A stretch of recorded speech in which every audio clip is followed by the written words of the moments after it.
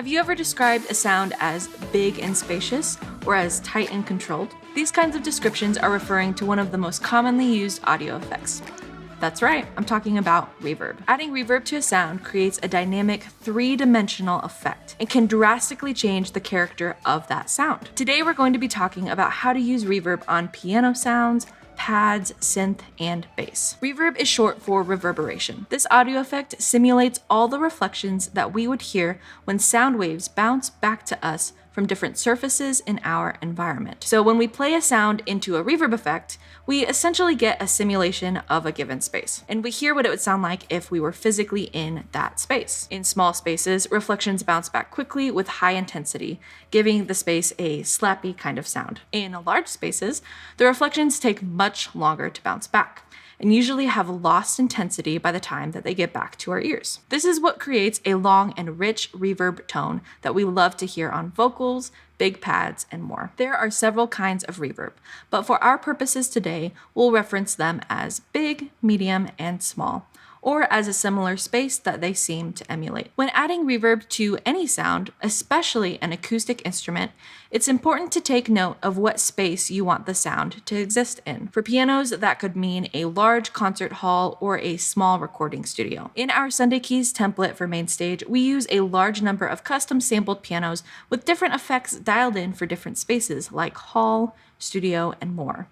These are examples of different uses of reverb. In MainStage, we like to use the Silververb reverb audio effect. This audio effect is really good at creating large reverb sounds and small reverb sounds. So it has a lot of versatility, and there's several parameters that you can easily manipulate to make those changes. So let's talk about these parameters. The pre-delay parameter determines how long it takes between your initial sound and when the reverb comes in. So the smaller the pre-delay value, the faster the reverb will sound, and the larger that value, the longer it'll take for it to come in.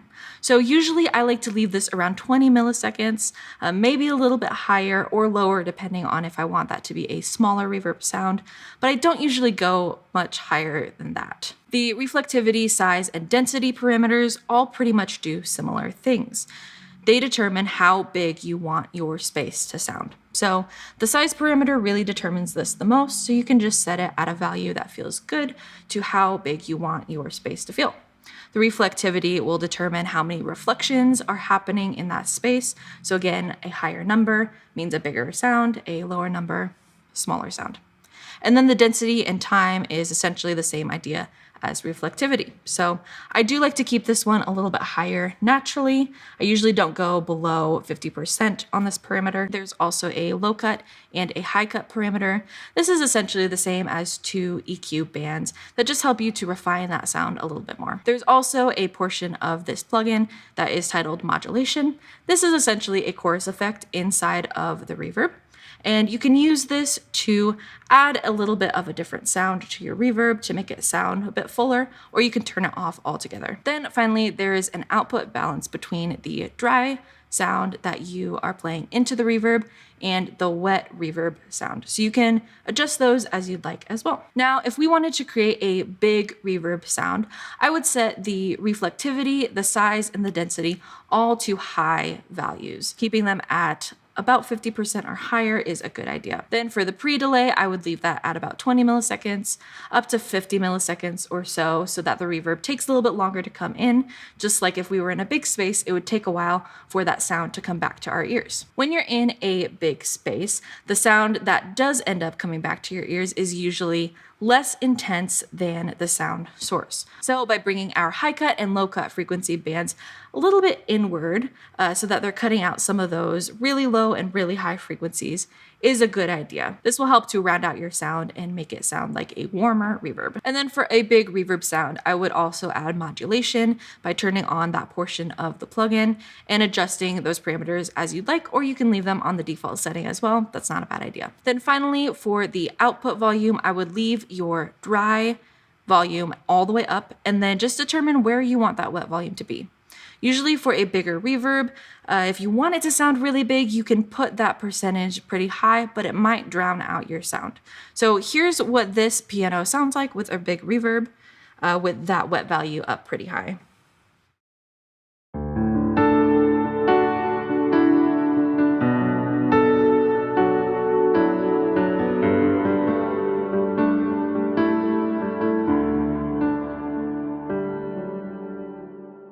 So if you'd like your reverb to sit a little bit quieter in the mix, you can just bring down that wet value.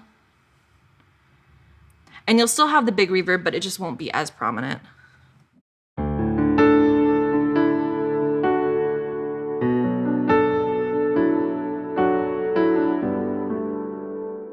Now, if I were wanting to create a small reverb sound for a piano, I would set that reflectivity, size, and density to a lower value. I would probably leave the density a little bit higher than those other parameters. Then for your pre-delay, you want to keep that pretty low as well. You could set it at 0 if you'd like, but I like to keep that between 5 to 10 milliseconds. Then, because a smaller reverb space does have that sound come back to you faster and with a higher intensity, it's a good idea to keep that high cut and low cut frequency bands on the outer margins of your range because they will sound more like the original sound source. Then as far as modulation, you can play around with it to decide if it sounds good or if you don't want it in at all. Here's what this piano sounds like with a small reverb.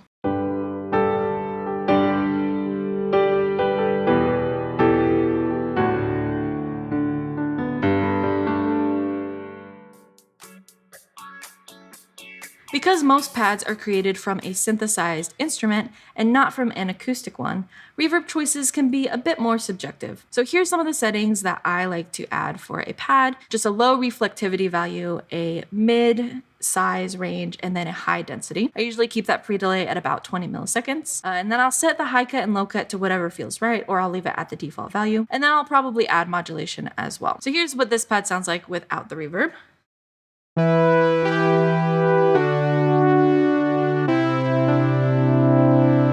And then with the reverb.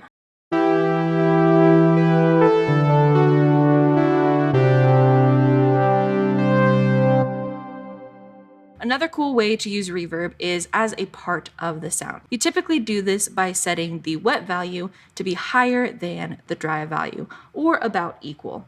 This allows for the character of the reverb to really define what that sound is. Here's some settings I like to use to create this type of effect.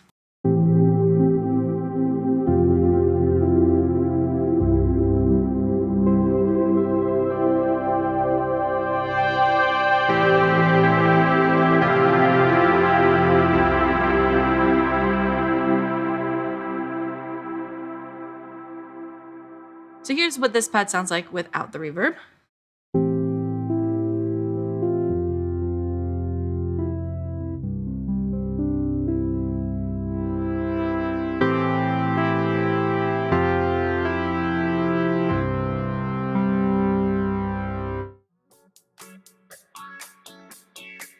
Synth lead sounds often have reverb that's similar to either pianos or pads. Most of the time, if you're playing a synth lead sound, you want it to sound clear and cut through the mix. To do this well, you'll want to consider what kind of space it exists in, just like with pianos. However, a lead sound could be layered in with a piano and exist in an entirely different space than that piano and still sound great. What I mean is you could have a big reverb on your synth sound and a small reverb on your piano sound, and it could mesh together really well. So here are some settings that I like to use for a standard synth lead sound that I want to cut through the mix and not be too muddy. Here's what it sounds like.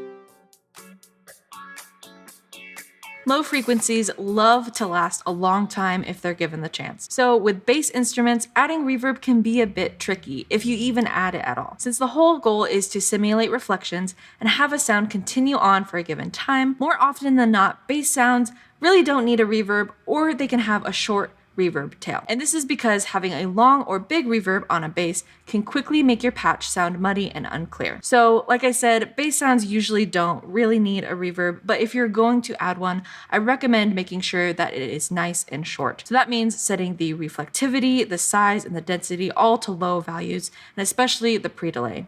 So here's some settings for how I would set this up, and here's what it would sound like.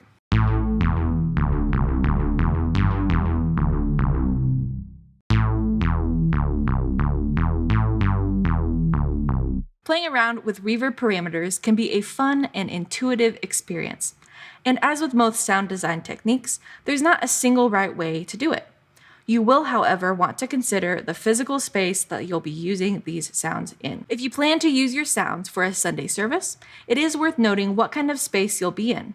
Large auditoriums naturally add a good bit of reverb, so having too much reverb on your patches could mean that what you're playing gets lost in the room. On the other hand, if you're playing in a small space, not having enough reverb could mean that your patches sound flat and two-dimensional. Feel free to take some time and play around with some of the reverb techniques we talked about today. This is the best way to get a better feel for how reverb affects different sounds and how you can use it to your advantage. If you found this video helpful, make sure you hit the like button so more people can see this video and gain these skills too. Get subscribed to our channel so you don't miss out on any of the free content we put out each week. I'm Julia with Sunday Sounds, and I'll see you next time.